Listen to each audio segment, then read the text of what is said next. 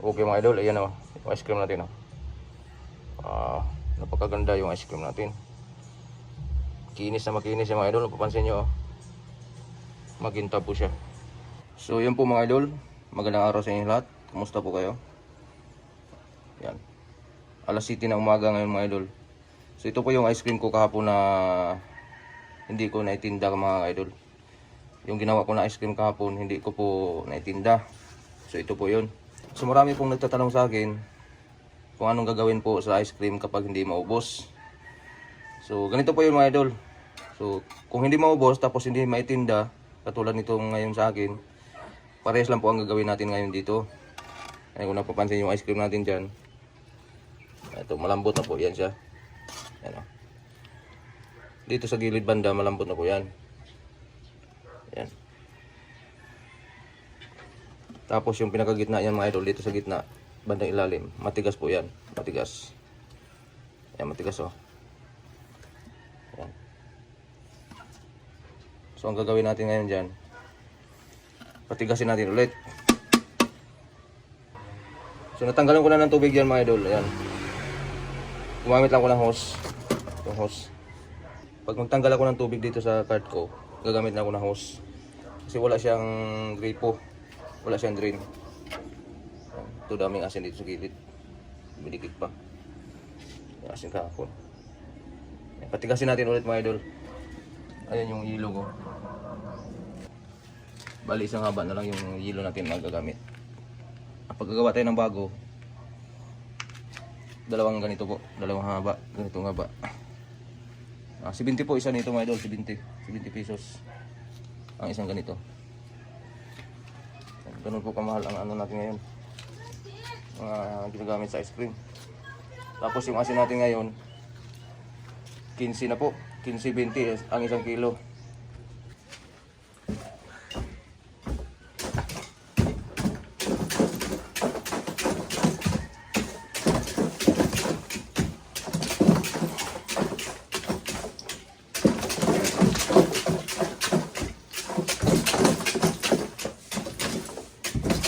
Dulot tayo ng hilo mga idol. Dulot tayo ng hilo. Dapat yung hilo natin ganito lang lalaki. Yan. Ganito lalaki. Para matagal-tagal matunaw. Kasi kung puro durog na rin, mabilis na magtubig.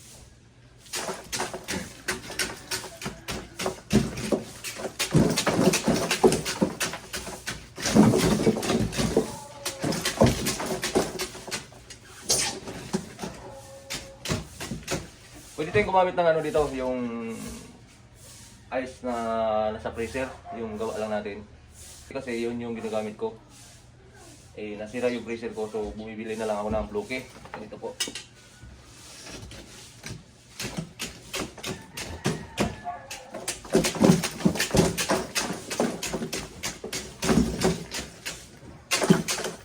Mas nakakatipid tayo sa mayroon tayong sariling hilo.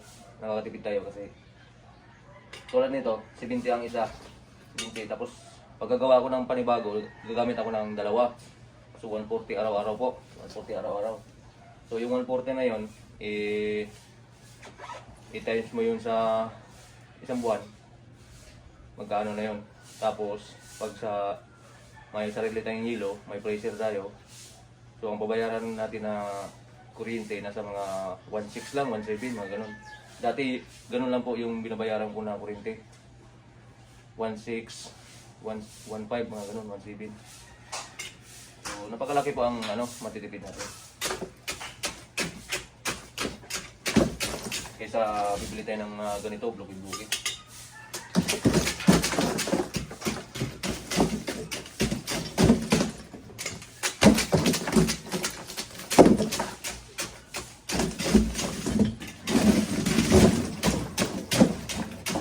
Dito lang ang durugin ito ngayon.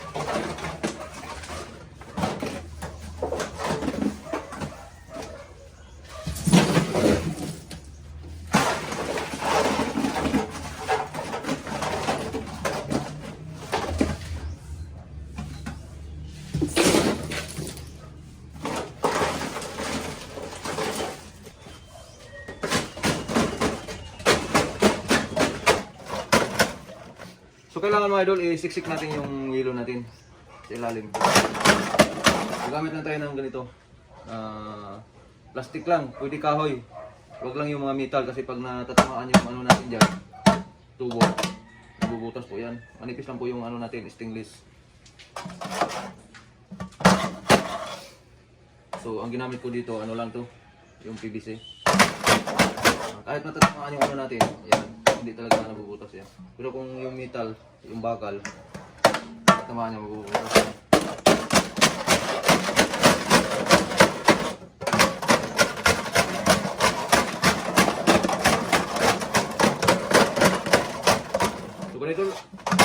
So ganito lang po yung ano mga idol. So ganito lang po yung gagawin natin sa ice cream na hindi maubos. At yung katulad nito sa akin ngayon na hindi po naitinda kahapon. So lagyan lang natin ng hilo at asin sa gilid. Tapos titigas na naman yan mamaya. Saglit lang yan tumigas.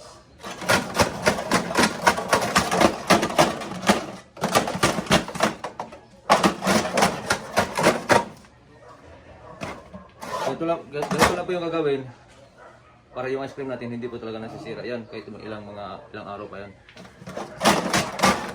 Tuwing umaga, lagyan lang natin ng panibagong hilo at asin.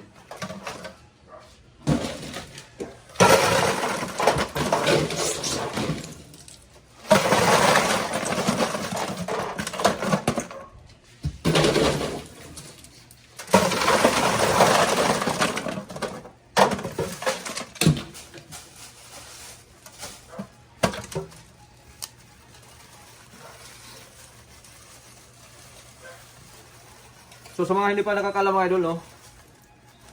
Marami pong nagtatanong sa akin, para saan ba yung asin? Bakit nilalagyan ng asin? So ayan po mga idol, ganito po yun. Sa mga hindi pa po nakakaalam, kasi marami pa talagang mga kababayan natin na hindi pa nakakaalam kung bakit nilalagyan ng asin yan. So ganito po yun. Saan po mga idol? Yung yelo na ito mga idol, pag walang asin, mamayang hapon, lusaw na po ito. Yan, tubig na po ito lahat. Mamayang hapon, mga alas 2, alas 3. Tubig na po, mga ano ngayon, mga alas 7 ngayon. Mamayang hapon, tubig na to, wala na to. Lusaw na yan lahat. Ilagay ko lang yan dyan na walang asin. Tubig na po yan lahat. Lahat ng yelo na ilagay ko dyan, kapag hindi ko lagyan ng asin, mamayang hapon, alas 2, mga alas 3. Tubig na po yan lahat. Pero kapag maglagyan ko ng asin yan mga idol, pag malagyan ko ng asin yan, 24 hours po yan mga idol. Yan. 24 hours po yan sa bago malusaw. Bukas ng umaga, ganitong oras, mayroon pa pong matira. Mayroon pa yung ano mga idol. Yan. Mayroon pa yung mga ganito kalalaki. Yan. Wala pa pansin nyo, sobrang usok ko. Mayroon pa yung ganito kalalaki. Bukas ng umaga, ganitong oras. 24 hours po siya. Yan. Kanina pagtanggal ko ng ano kanina, hindi ko nakikita yung ano kanina, yung yelo na natira. Pagtanggal ko ng tubig kanina, may yelo pa siya na natira. So yun po yun. Pero kung wala yung mga idol, wala na.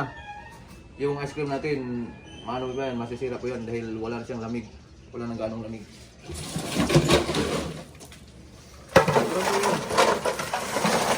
Siyempre, Siyempre, yung iba na hindi pa nakakalam kung para saan lalagay yung asin. Yun po. Saka po na bakit nalalagyan ng asin. So yun po yung mga idol ang ano dyan. Purpose sa asin natin. Nilalagay.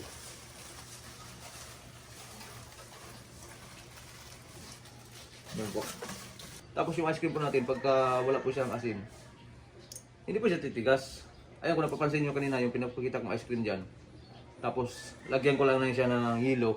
Hindi ko lagyan ng asin. So, maghapon po, magdamag. Ganun lang po. Mas lalong, ganun lang po siya. Hindi po siya titigas. Mas lalong lalambot pa siya. Mas lalong malusaw pa siya. Kapag hindi ko lagyan ng asin. So, napaka-importante po ito yung mga idol. Yung asin na ito.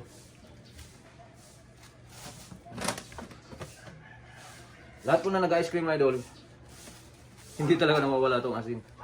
Lahat po nang gumagawa ng ice cream. Kahit sa mga pangbahay, sa mga, kung napapansin nyo naman sa mga video, kahit sa mga ibang video, napapansin nyo naman, naglagay talaga ng asin yan. Porke na lang sa mga gumagawa ng ice cream na yung mga ingredients, all-purpose cream, mga ganun. So hindi na kailangan yun, yung asin-asin natin. Yun po.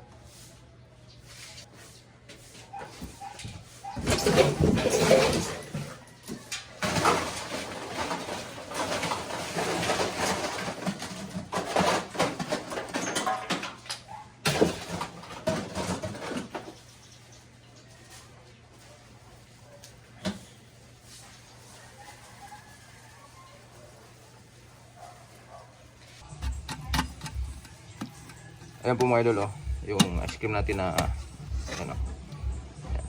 Lumambot siya, lumambot. Pero hindi sa ganong lumambot talaga. Yung asin na tunaw talaga siya.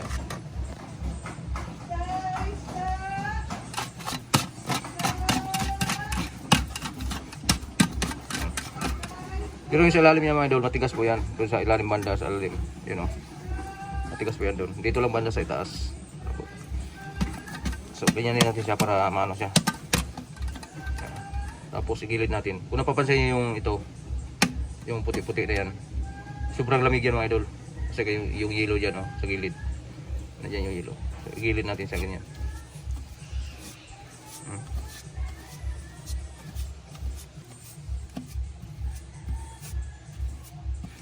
Igilid natin dyan sa may ano, puti. Yan, oh. Okay mga idol, ayan, oh, yung ice cream natin, oh. Napakaganda yung ice cream natin. Kinis na makinis yung mga idol, napapansin nyo, oh. Magintab po siya. Yan.